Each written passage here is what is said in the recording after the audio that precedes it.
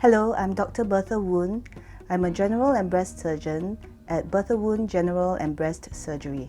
The clinic is located at Gleneagles Medical Centre.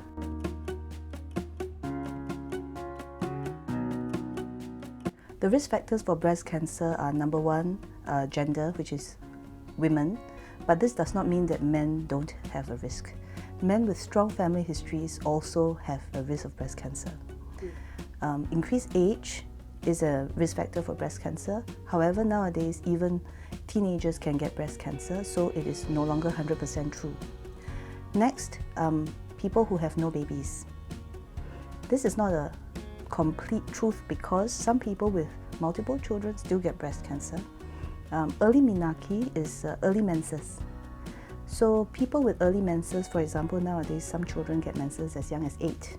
That increases their risk of breast cancer. And women with late menopause, which is very common nowadays, women with their first child after 30, people who have never breastfed, or people with very strong family histories. These are all risk factors. Then there are all these lifestyle factors like being overweight, being sedentary, smokers, drinkers, and people who have a lot of environmental stress. For example, some people do permanent night shifts, or they keep on taking calls from overseas because they have to do work for like multiple time zones. So those people are at increased risk because of disturbance to their circadian rhythm.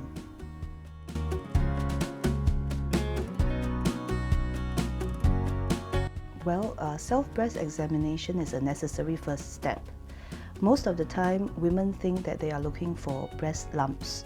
So first of all, I want to say that the lady only has her own breast to feel. She can only compare right against left, and she has no way of knowing what is a normal consistency.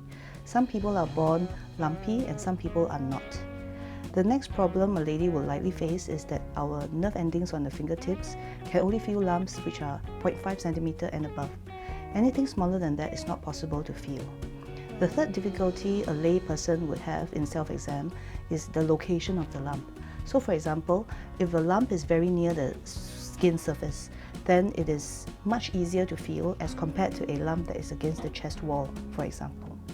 So the other thing is some people only think that the breast is what is portrayed in pictures and photographs, but actually the axillary tail, which is under the armpit, is also part of the breast.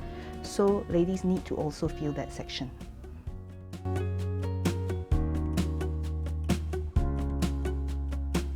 So apart from lumps, what other common symptoms for breast cancer would be to look for blood-stained nipple discharge.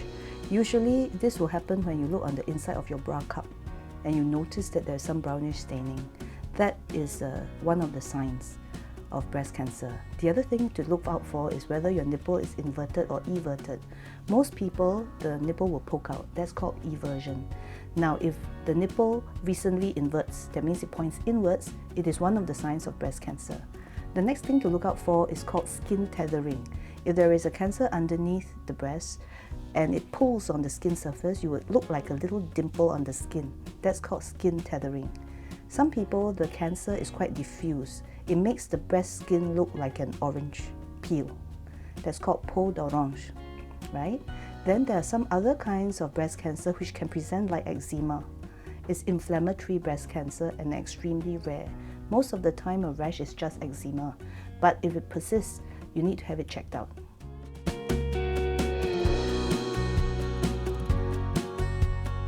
So according to Singapore's national guidelines, people without symptoms should go for mammogram from the age of 40 every year.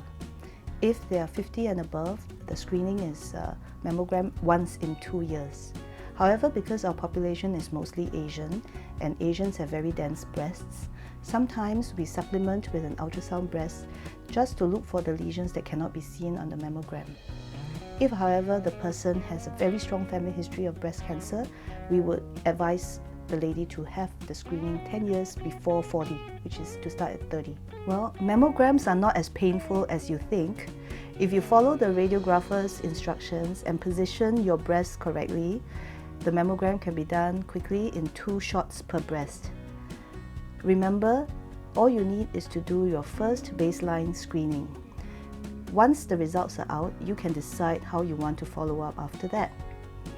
Remember that you are responsible for your own health, and early detection saves lives.